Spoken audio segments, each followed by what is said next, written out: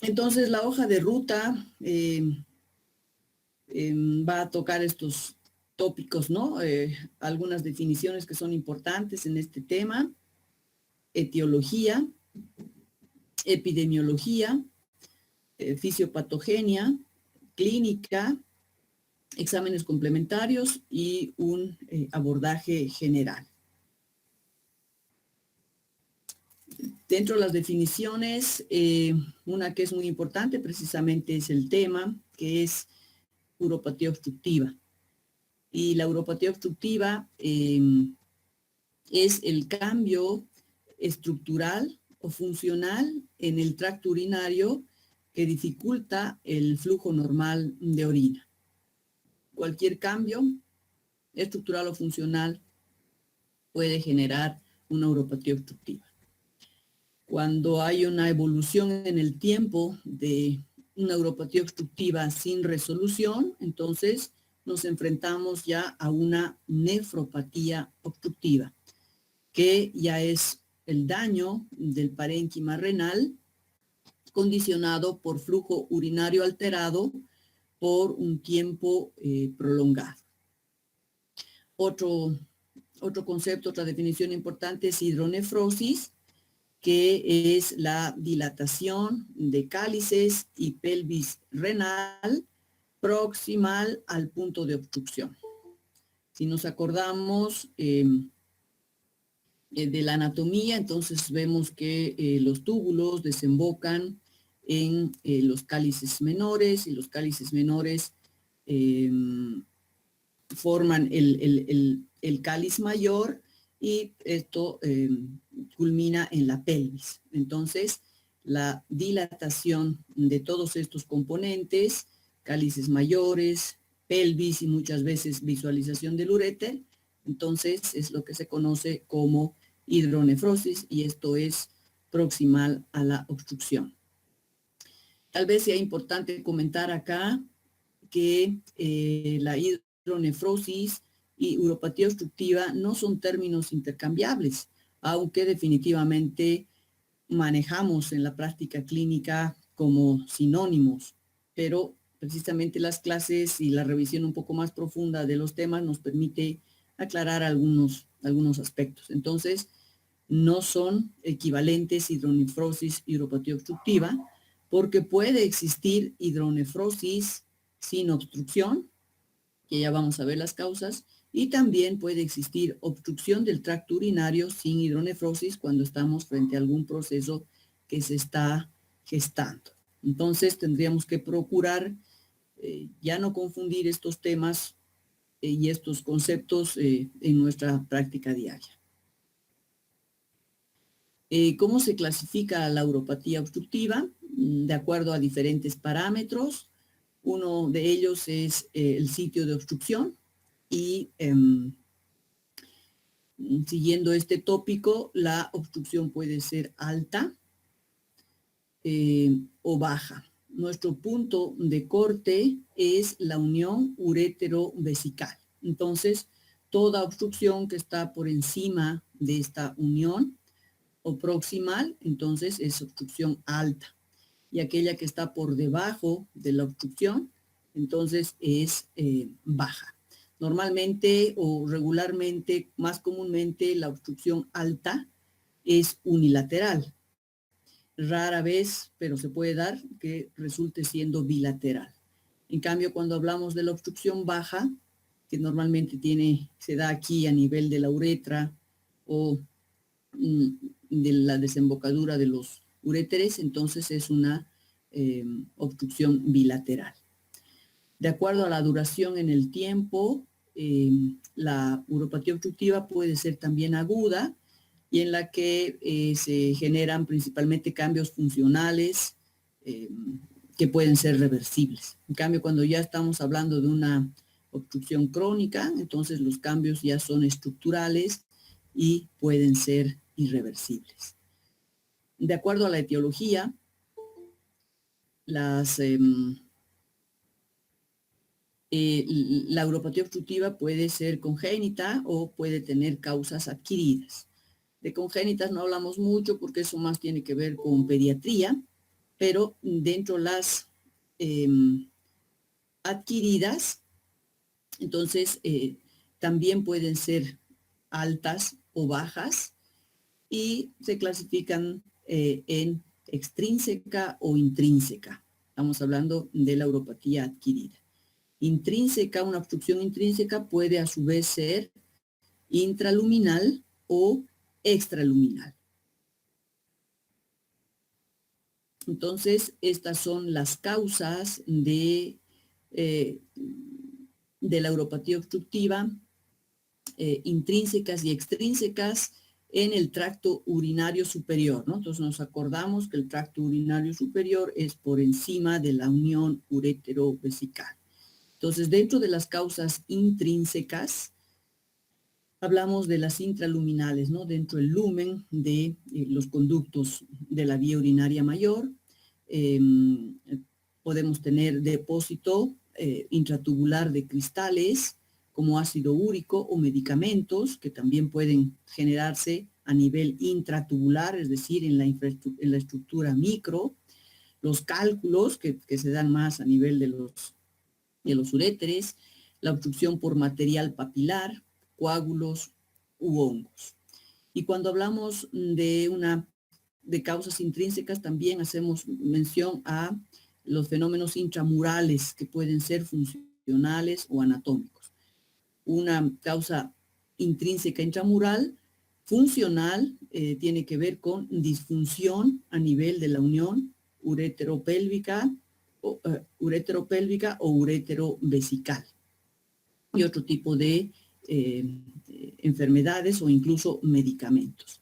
En cambio, si hablamos de una causa intrínseca anatómica, esto tiene que ver con tumores, ya sean benignos o malignos, e infecciones igualmente como la tuberculosis o fenómenos de estenosis a nivel ureteral.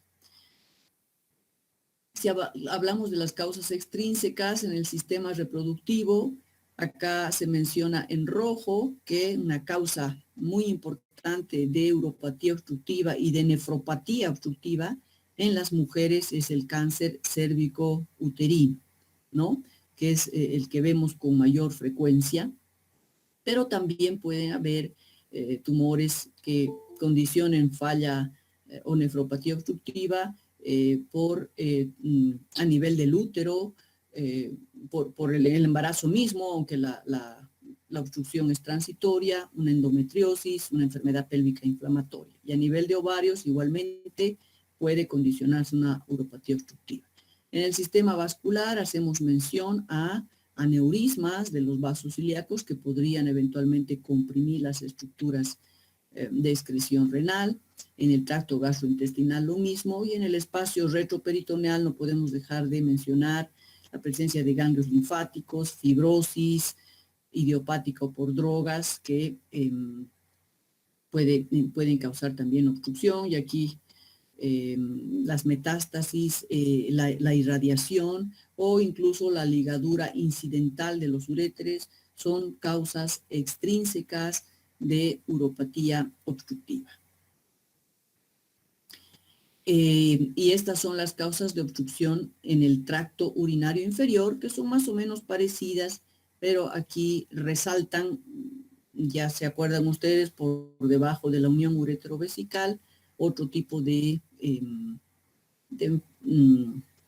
alteraciones como son sobre todo el trauma uretral, post-instrumentación o por infecciones. Aquí igualmente pueden los cálculos, no solo a nivel del uretra, sino a nivel de la vejiga y de la uretra, producir obstrucción, o también medicamentos como los anticolinérgicos, antidepresivos, ¿no? Y por supuesto la causa más importante, como ya habíamos visto, es la hiperplasia prostática y diferentes tumores como son los de la vejiga o incluso traumas a este nivel.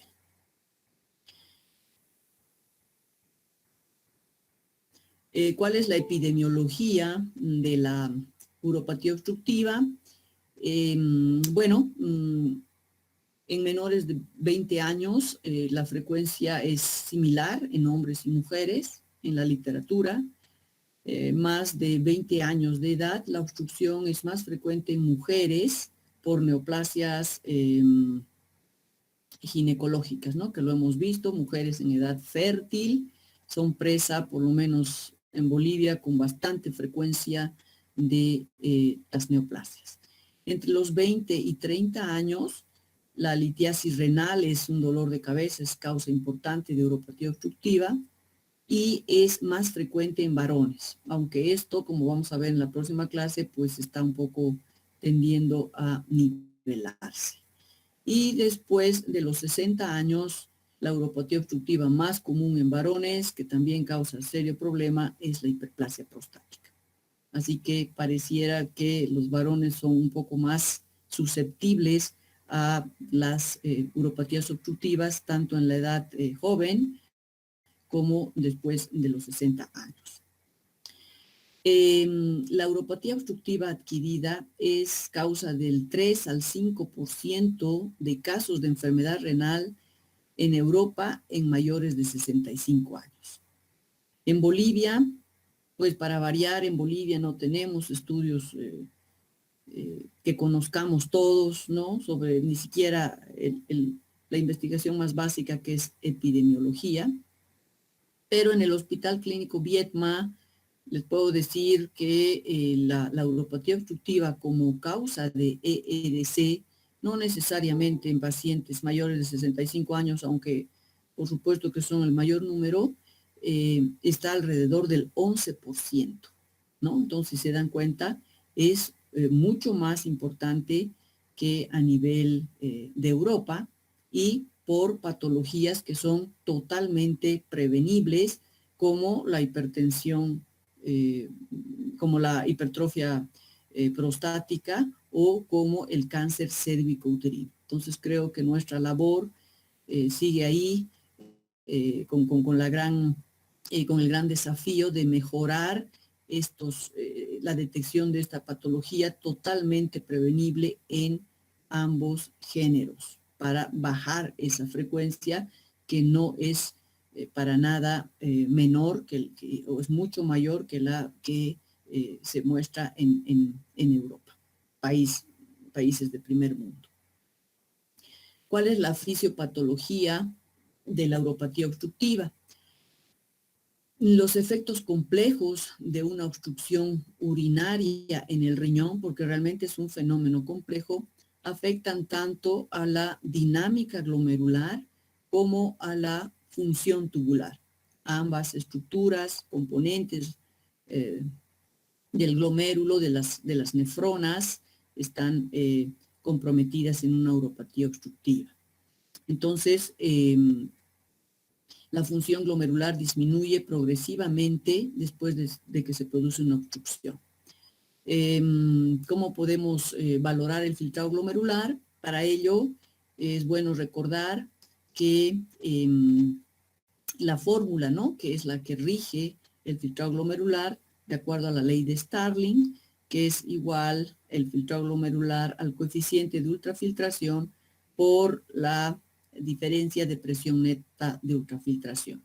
Y esta presión neta de ultrafiltración está dada por la presión hidráulica en el capilar menos la presión en el espacio de Bowman, que equivale a la presión intratubular, que es la que tiende a sacar el líquido, ¿verdad? Menos la diferencia en la presión oncótica, también en el capilar y en el espacio de Bowman. Entonces esto nos arroja unas cifras, el coeficiente de filtración 12.5, esta diferencia que termina siendo 10, y si multiplicamos, entonces de ahí sale el filtrado glomerular normal, que es 120 mililitros por minuto, que es el que se ve comprometido cuando hay una uropatía obstructiva. Entonces, una vez que se produce la obstrucción ureteral completa unilateral, en las primeras horas, lo que acontece, esto es en macro y esto es en micro, que genera un incremento de la presión proximal tubular. Obstrucción acá, incremento de la presión micro a nivel de los túbulos, Y lo que uno esperaría es que con esta presión, pues el filtrado glomerular disminuiría por esta presión retrógrada a la compresión. Pero esto no acontece porque paralelamente se genera una dilatación de la arteriola aferente por efecto principalmente de sustancias como las prostaglandinas.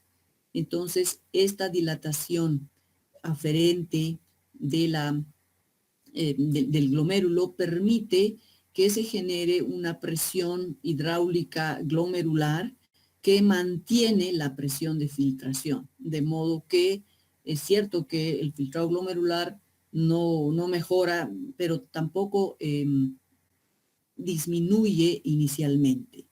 Esta es una primera fase que se llama o se conoce como hiperémica temprana y acontece más o menos entre las 2 a 3 primeras horas del proceso obstructivo. Sin embargo, esta lucha de presiones pues termina generando que esta presión que estaba manteniendo la filtración disminuya.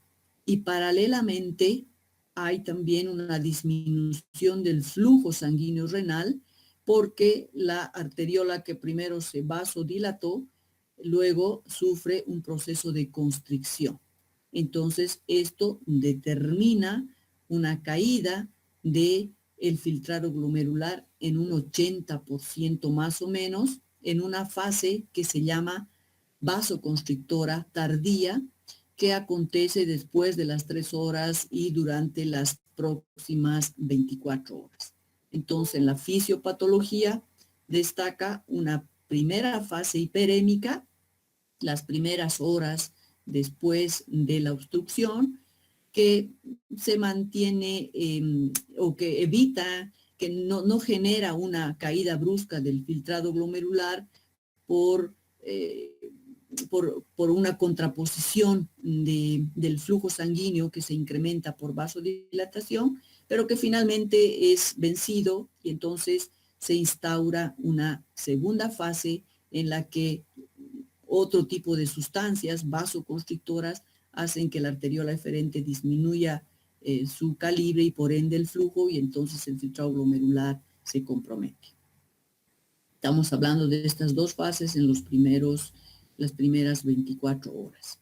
Entonces, en esta gráfica lo que vemos es el concurso de las 3 variables principales en el proceso obstructivo, ¿no? La presión ureteral, el flujo plasmático renal y el índice de filtrado glomerular. Y si vemos a lo largo de las horas, entonces, si hablamos de la presión ureteral, hemos comentado que en un principio se incrementa tras la obstrucción, pero finalmente también termina disminuyendo. Lo propio, el flujo plasmático, por ese fenómeno de vasodilatación, en principio se mantiene en su valor más o menos estable, pero también con el paso del tiempo, sin recuperarse o liberarse esa obstrucción, termina disminuyendo. Y el filtrado glomerular, que es el que en ningún momento incrementa y más bien se puede mantener un poco tiempo estable por el juego de estas presiones, pero luego termina disminuyendo y entonces estamos enfrentando un fenómeno de injuria renal aguda. Y en este gráfico lo que quiero mostrarles es que las etapas son muy importantes y el tiempo de duración de la obstrucción es también fundamental, porque de ello va a depender que la obstrucción tenga nada más una manifestación clínica que es la falla renal aguda o que termine en la falla renal crónica. ¿Y cómo se produce esto? Porque si tenemos el proceso obstructivo, entonces ya hemos dicho que hay una caída en el filtrado glomerular, bueno, que se llama bruta porque realmente quedar 2 horas o funcionar, mantenerse por 2 horas es un poco tiempo. Entonces, si hay una caída del filtrado glomerular, comentamos que estamos frente a una falla renal aguda. Este proceso obstructivo en el tiempo, cuando no se libera la obstrucción, entonces genera también a su vez estimulación mecánica por el estiramiento de las membranas tubulares, glomerulares, y esto es lo que estimula a células renales intrínsecas que generan, como habíamos dicho, sustancias vasoactivas. En este caso, vasoconstrictoras, como son el tromboxano A2 o la angiotensina 2, y que son responsables de la vasoconstricción renal final, lo que condiciona alteración de la hemodinámica renal y también una injuria renal aguda. Pero no solo esto, sino que además el proceso obstructivo, este estrés de la membrana, este incremento de la fuerza, entonces genera también, cuando no, la liberación de sustancias de quemoquinas que lo que hacen es generar el proceso inflamatorio con infiltración de macrófagos, por supuesto que van al intersticio. Esto se potencia con liberación de otro tipo de citoquinas y entre ellas una muy importante que es el TGF-beta, que es el responsable de fenómenos de apoptosis, de fibrosis y a nivel intersticial. Entonces, además por los fenómenos de vasoconstricción, hay isquemia. Entonces, todo esto, si no se corrige rápidamente, va a determinar la pérdida de las nefronas. Y por ende, ya no hablamos de una injuria renal aguda, sino hablamos de una pérdida irreversible y cicatricial en las nefronas. Entonces, hay que comentar, y esto debe quedar por favor muy claro, que la recuperación del filtrado glomerular después de liberar la obstrucción depende del tiempo de evolución. Entonces aquí, en una uropatía obstructiva, estamos peleando contra el tiempo. El daño permanente puede ya generarse a las 72 horas. Entonces, todo este fenómeno se puede dar en tan poco como 3 días de obstrucción. Y esto puede condicionar una pérdida irreversible de las nefronas. Y si por algún caso se recupera la función renal, esto se hace a expensas de una hiperfiltración de las nefronas remanentes, de modo que en el tiempo también puede evolucionar a una falla renal. Y aquí estamos hablando de una nefropatía obstructiva. Acá de una uropatía obstructiva, pero acá ya de una nefropatía con daño estructural y muchas veces irreversible. ¿Qué pasa con la función tubular cuando hay obstrucción? Entonces, cuando la función tubular está alterada, se generan 3 consecuencias, ¿no? Una disminución de la capacidad de concentración de orina por una pérdida del tono medular, una disminución del filtrado glomerular en las nefronas profundas, hay alteración en los transportadores de sodio y hay una resistencia a la acción de la hormona antidiurética, una especie de diabetes insípida por una disminución de las acuaporinas. También hay defectos en la acidificación urinaria y por eso un paciente con uropatía obstructiva puede presentar una acidosis hiperclorémica o un hipoaldosteronismo hiporreninémico tipo 4 que ustedes me imagino ya han revisado bastante bien en previas clases. También hay alteraciones en la expresión de potasio. Estas son las alteraciones principales cuando hay daño tubular. Por supuesto que hay otras, pero estas son las más representativas. Como no se puede excretar el potasio, pues hay una hipercalemia y una disminución de la respuesta a aldosterona. Ojo que cuando se desobstruye un paciente obstruido, el potasio puede ser excretado masivamente y entonces podemos más bien enfrentar una hipocalemia. ¿Cómo se recuperan las diferentes funciones alteradas? La más lenta es la del filtrado glomerular. La acidificación y manejo del potasio se podría reponer en promedio en 14 días y la capacidad de concentración más o menos 2 meses. O sea que pacientes pueden continuar poliúricos por un tiempo después de que se ha liberado la obstrucción. Y si vamos a la macroscopía, pues sin importar cuál es el tipo de obstrucción, lo que acontece en un riñón que tiene una uropatía obstructiva, pues es la presencia de edema y dilatación importante pielocalicial. Si esto no se libera oportunamente, entonces el riñón termina así, con papilas aplanadas, ahuecadas, con un adelgazamiento increíble de la corteza, porque por supuesto que lo que pasa es una necrosis y muerte de las células, de los glomérulos, de las nefronas, y queda como un caucho sin ya posibilidad de recuperar la función. Pelvis agrandada y sacral. Y microscópicamente lo que se ve es un edema difuso leve, hay una dilatación de conductos, colectores medulares. Si seguimos en el tiempo sin liberar la obstrucción, entonces hay una atrofia tubular, los túbulos se atrofian y comienza una fibrosis intersticial. En un estadio más avanzado ya tenemos glomérulos esclerosados y una fibrosis intensa en un riñón que ya no cumple sus funciones. Muy bien, y entonces pasando a las manifestaciones clínicas, ¿cómo podemos nosotros identificar a un paciente con una uropatía obstructiva? Esto depende un poco de la ubicación de la obstrucción, del grado o severidad de la obstrucción y de la duración.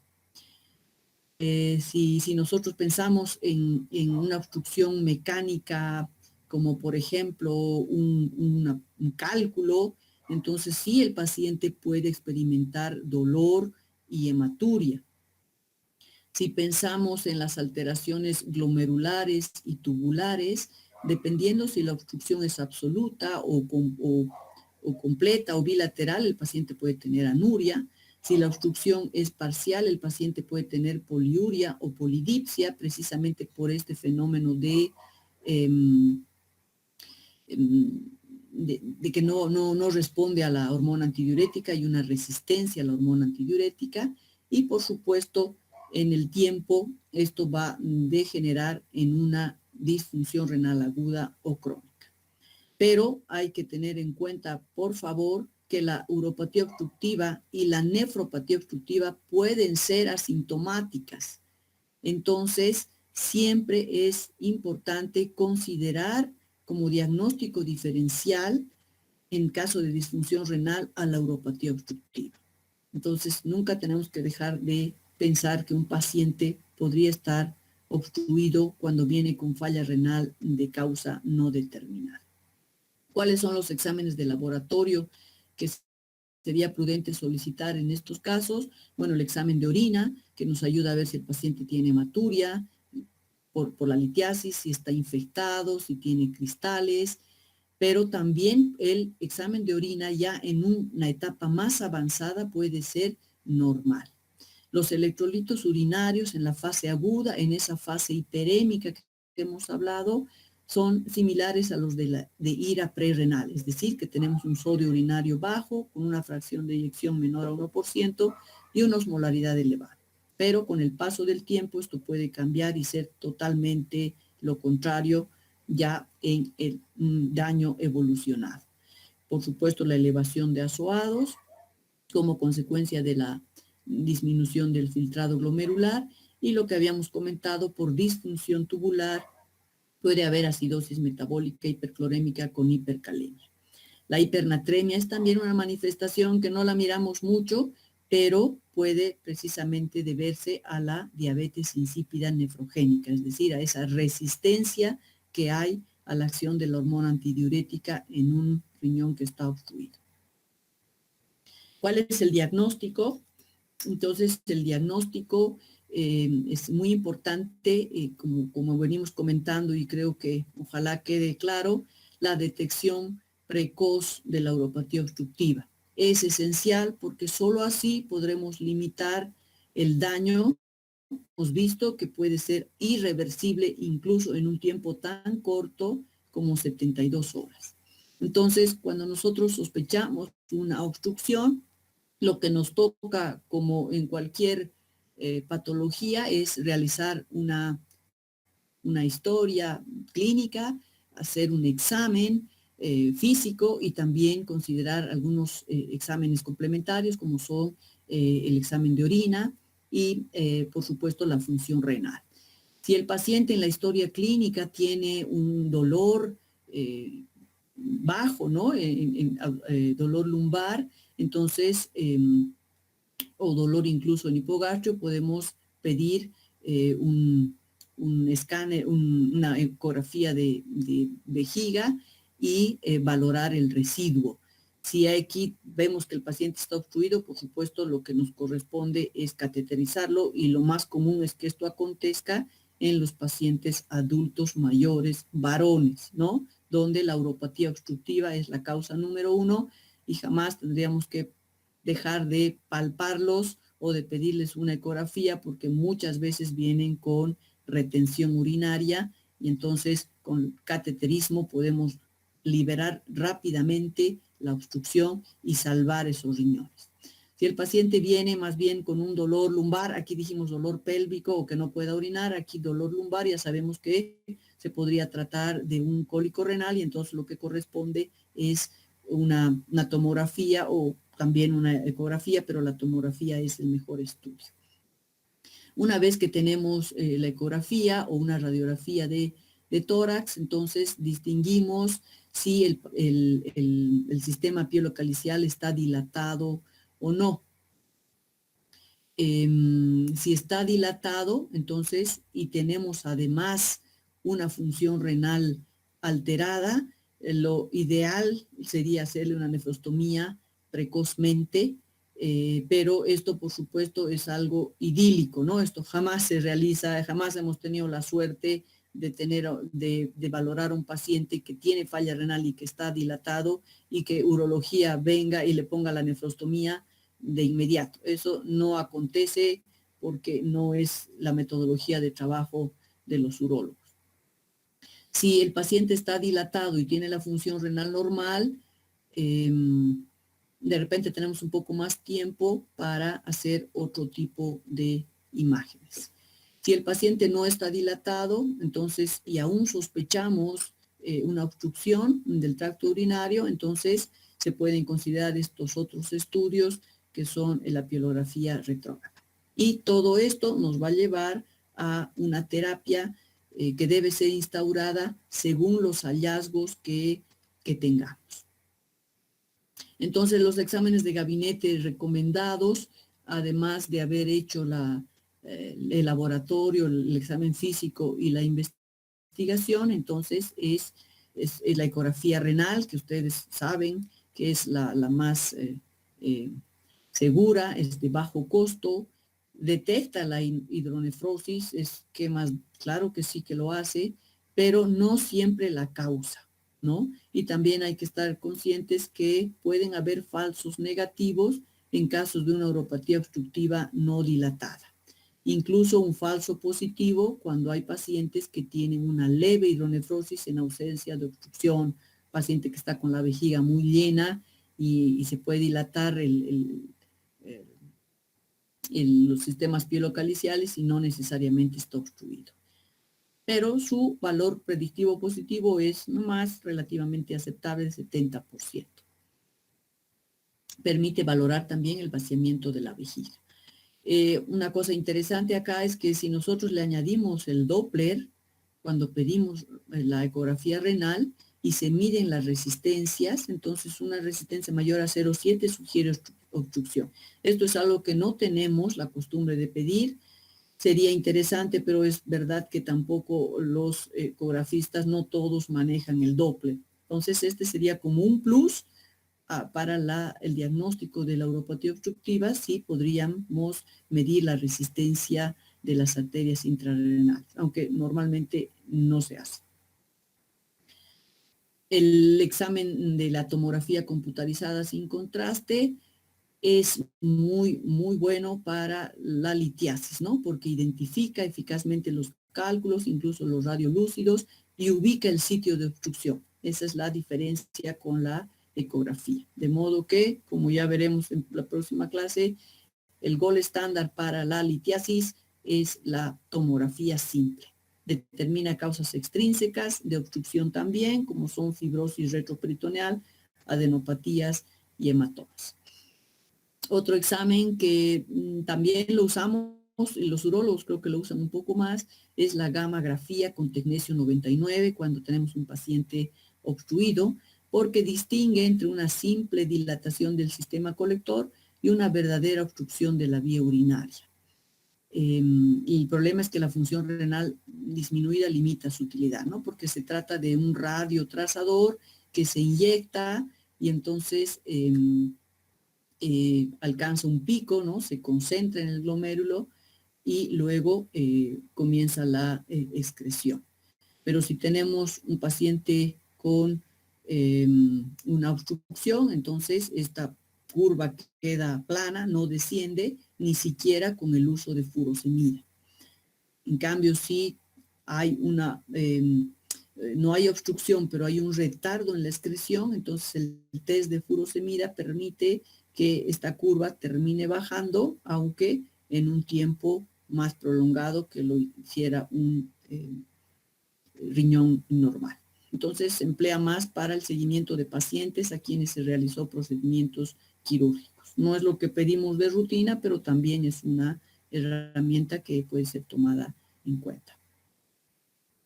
La urografía con resonancia magnética, pues aquí no utilizamos, pero es bueno saber que está, aunque tiene más o menos la misma utilidad que la tomografía. Así que no perdemos mucho si no la tenemos y esta está más indicada en niños.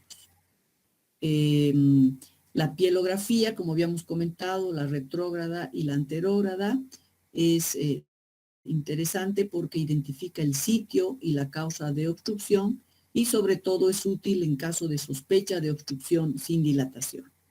Lo importante es que se tiene que hacer durante una cistoscopía porque se hace un pequeño disparo que permite valorar de contraste, ¿no? Con el nivel inferior de la obstrucción.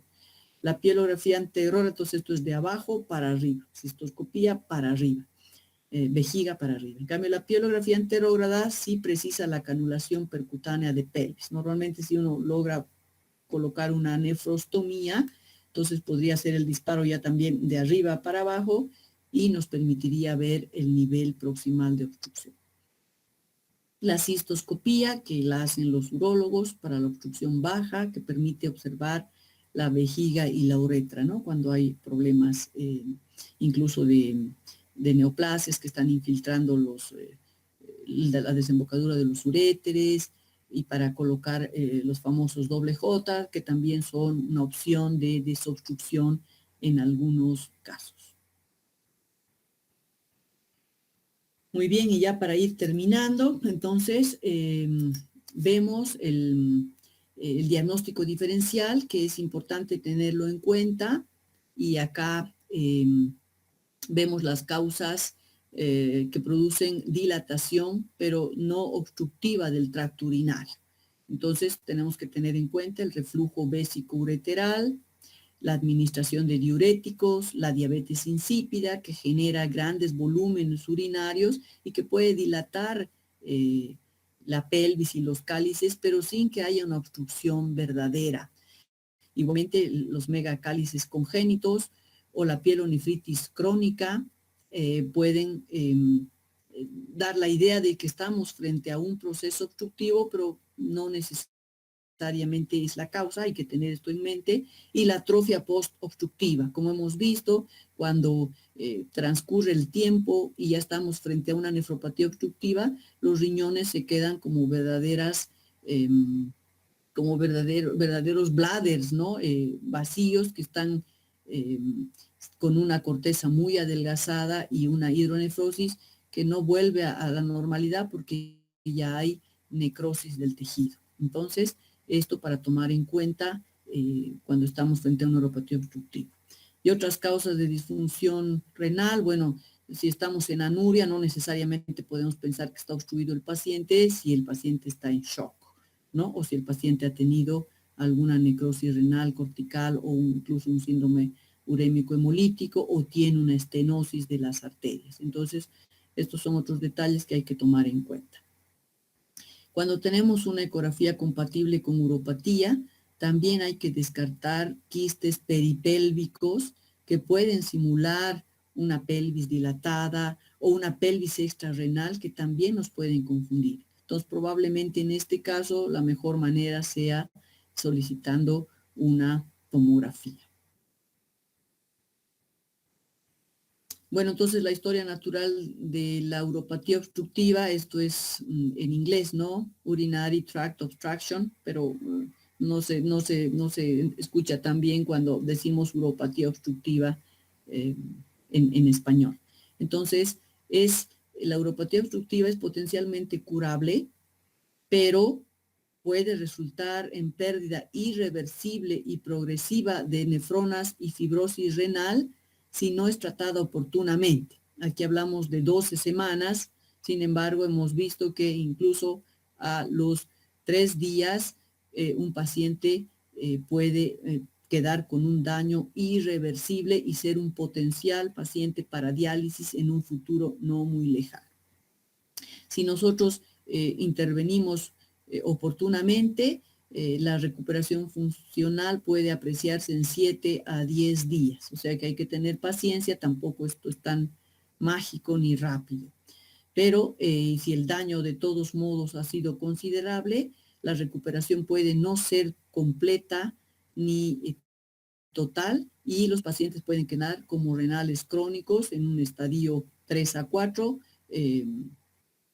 con una creatinina alrededor de 3 miligramos. Bien, entonces, ¿cuál es el tratamiento? El tratamiento está determinado por la localización de la obstrucción, la causa subyacente y el grado de compromiso renal. Entonces, no entramos en disquisiciones de cuál es el tratamiento porque todo depende del tipo de la obstrucción, ¿no? Pero el mensaje tal vez es que lo que hay que procurar es desobstruir, identificar la causa y desobstruir.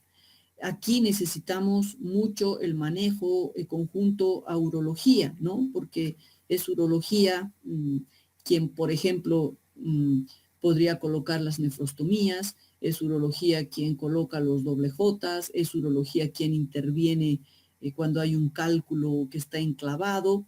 Entonces, la referencia a urología es importante y el trabajo en equipo, que infelizmente no se da muy a menudo, por lo menos en el Hospital Viedma, y buena parte de los pacientes que entran con una injuria renal aguda por uropatía obstructiva terminan dializando y después valorando recién la posibilidad de liberar la obstrucción. Entonces, en este caso estamos un poco al revés y no hacemos lo que debemos, pero eso depende de este trabajo en equipo que a veces no es posible y mucho menos en un hospital público, ¿no? En un hospital privado la situación es totalmente diferente y las cosas se pueden atender de mejor manera, pero eso también depende del requerimiento de las posibilidades económicas de los pacientes, ¿no? Pero lo importante es la liberación de la obstrucción.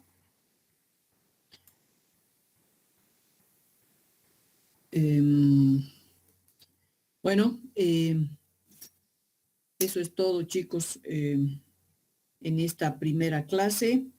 Y ahora estoy tratando de dejar de compartir. No sé si tienen alguna pregunta, alguna inquietud. Lo que yo quería un poquito decir antes de terminar, que no sé si está la dirigente acá, pero no sé si se puede compartir. Cuando uno comienza la exposición, he seguido sintiendo solicitudes para ingresar, pero ya no he podido admitir.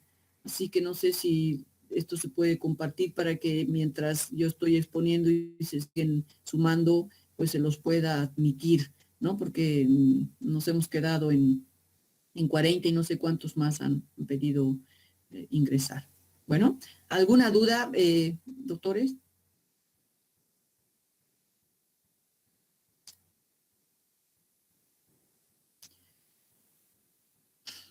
¿Se les ocurre si hay algún tratamiento médico para la uropatía obstructiva o para la nefropatía, ¿no? Si nosotros recordamos un poco todo ese fenómeno que se va generando, que tiene que ver con inflamación, que tiene que ver con sustancias vasoconstrictoras por encima de vasodilatadoras, ahí tal vez se podría actuar, ¿no? Hablan de, por ejemplo, la L-arginina, que es un promotor del óxido nítrico, que podría generar y mantener vasodilatación aferente, que podría disminuir el daño. Pero en realidad esas son cosas muy que no han demostrado, ¿no?, que sean efectivas. Aquí lo único efectivo en realidad es desobstruir al paciente, cual fuera la causa. Ahora, si el paciente tiene una obstrucción intraparenquimatosa, eso es un poco más complicado, ¿no?, que desobstruir una próstata que obstruye la uretra, un cálculo que tapa el uréter. Desobstrucción a nivel tubular, cilindros, rabdomiólisis, cristales de ácido úrico que tapan a nivel intraparenquimatoso es más complicado, pero bueno, ahí tenemos que ver un poco la causa, cómo se ha generado y probablemente una buena hidratación ahí puede ayudar. Bueno, han quedado mudos, pero de todos modos ha sido buena participación. Les agradezco cualquier cosa, pues aquí estamos y todos los días, la próxima semana vamos a estar aquí 7:15. Voy a ver si puedo ya invitarlos directamente y dejar ahí el link, pero si no será cada día que 7:15 los espero la próxima semana. ¿De acuerdo? Gracias, chicos. Está bien, doctora, gracias. Muchas gracias, doctora.